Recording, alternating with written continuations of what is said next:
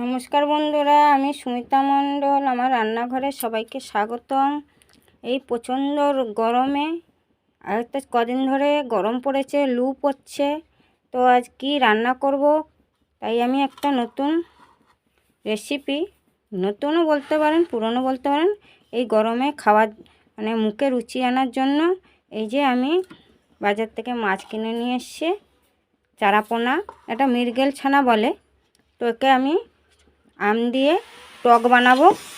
তো এই টক বানানোর জন্য আমি একটা গোটা আম লম্বা লম্বা করে কেটে নিয়েছি, একটা লাল আলু, রাঙা আলু বা মিষ্টি আলু বলে, আর অল্প করে 100-150 আমি কুমড়ো নিয়ে নিয়েছি। আমি আমার প্রয়োজন মতো নিয়ে নিয়েছি। তো এই দিয়ে আমি আর এই চারাপোনা মাছ দিয়ে আমি টক বানাবো।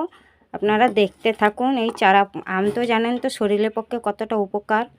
তো এই গরমে আর কি করে কি খাবো, ওই জন্য আমি টক বানাবো। তো আসুন এবারে আমি মাছগুলোকে ভেজে নেবো, একটু হালকা ভেজে নেবো, বেশি ভাজলে টকে ভালো লাগে না।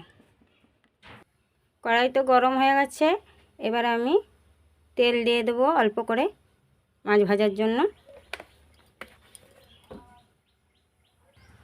তেলটা গরম হয়ে গেছে, এবারে আমি মাছগুলো ছেড়ে দেবো একটা একটা করে।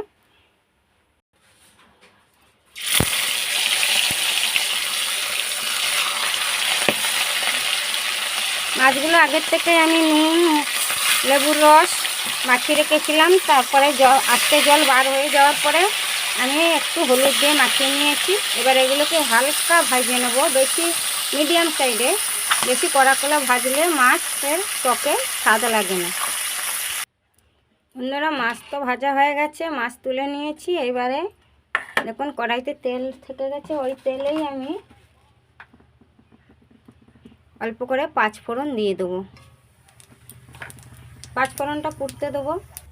5 ফোড়নটা পুড়ে গেছে, আমি দিয়ে দেবো লাল আলু, রাঙা আলু বা মিষ্টি আলু যেটা বলতে পারেন, দিয়ে দেবো আমি কুমড়ো, একই সাইজের টুকরো করে নিয়েছি।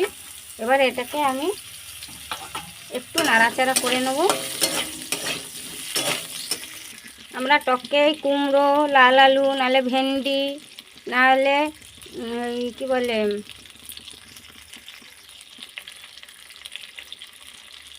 সামান্য নুন দিয়ে দেবো। এইসব সবজি দিয়ে আমরা টক খেয়ে থাকি। এই গরমে আম দিয়ে টক খাবেন বন্ধুরা। যে কোনো সবজি দিয়ে, যে কোনো মাছ দিয়ে এই টক খেতে খুবই সুস্বাদু লাগে। তাই আমরা মেদিনীপুরের লোকেরা প্রচণ্ড টক খেতে ভালোবাসি, যে কোনো মাছ দিয়ে। তো এটাকে একটু হালকা করে ভেজে নেবো বা সাঁতলে নেবো। হালকা করে সাঁতলানো হয়ে গেছে, এবার দিয়ে দেবো আমগুলো, দিয়ে দেবো অল্প করে হলুদ প্রয়োজন মতন, আর একটু নুন দিয়ে দেবো। অল্প দিয়েছিলাম, আর একটু সম্পূর্ণভাবে নুন দিয়ে দিলাম। দিয়ে এবার এটাকে সাঁতলে আরেকটু ভাজা ভাজা করে নেব। টকের সবজি বেশি সাঁতলালে স্বাদ লাগবে না। তো এই যে আমি প্রয়োজন মতন লঙ্কা গুঁড়ো আর হালকা হলুদ নিয়ে নিয়েছি। এবার এটাকে জল দিয়ে, সবজিটা সাঁতলানোর জন্য তখন অল্প হলুদ দিয়েছি, আবার হলুদ নিয়ে আবারও অল্প করে হলুদ নিয়েছি আর লঙ্কা গুঁড়ো জল গুলিয়ে দিয়ে দেবো। দিয়ে এবারে আর একটু সাঁতলে নেব। বেশি সাঁতলাবো না, যেহেতু টক, তো বেশি টককে সাঁতলালে টক স্বাদ লাগে না বেশি। সাঁতলানো হয়ে গেছে, দেখুন আমার একটু তেল ছাড়তে শুরু করে দিয়েছে। এই সময় আমি এই যে কালো সর্ষে আর সাদা সর্ষে মিক্স করে অল্প জল দিয়ে দিয়েছি। দিয়ে আমি এটাকে দিয়ে দেবো।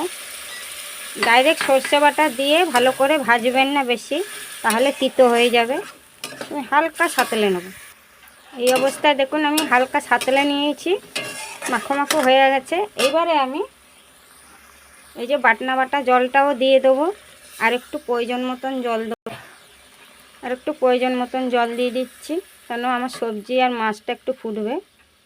আমি আমার প্রয়োজন মতন সবজি নিয়ে রান্না করছি, আপনারা আপনাদের প্রয়োজন মতন সবজি নিয়ে রান্না করবেন। এই গরমে টক খাবেন অতি অবশ্য, শরীরকে ঠান্ডা রাখার জন্য। এবার আমি ঢাকা দিয়ে দেবো। ঢাকা খুলে বন্ধুরা আমি দেখব। দেখুন টকবক করে ফুটছে আমার। এই দেখুন সবজি সিদ্ধ হয়ে গেছে। এইবারে আমি এই মাছগুলো সব আমি এর মধ্যে দিয়ে দেবো। দিয়ে